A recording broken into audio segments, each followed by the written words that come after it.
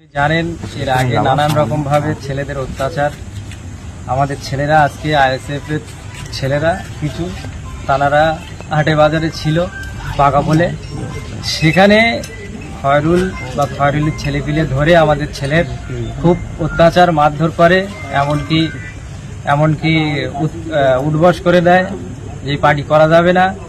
এমন সময় খবর পাওয়ার সাথে সাথে আমাদের পাড়ার একটা ছেলে যায়, বুথের ছেলে, যাওয়ার পরে এই ফারুক বলে যে ছেলেটা, তাকেও বেদরম খুব মারধর করলে, বিশাল মারধর করে, সে এমনকি দাঁড়িয়ে থাকতে পারছে না, এরকম অবস্থা। কেন মারধরটা করলো কেন?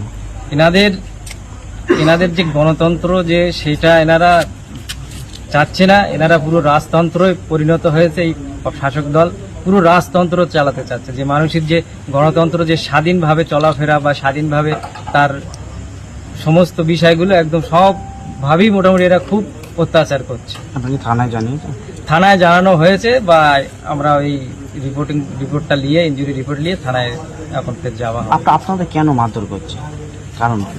এখানে আমাদের যে আইএসএফ পার্টিটা পুরো একদম সাংবিধানিক অনুযায়ী পুরো চলছে, মানুষের স্বাধীনভাবে সব কিছু যেন প্রয়োগ করে, সেইটা আমাদের ছেলেরা বাস্তবে রূপ দিতে চলেছে। সেজন্য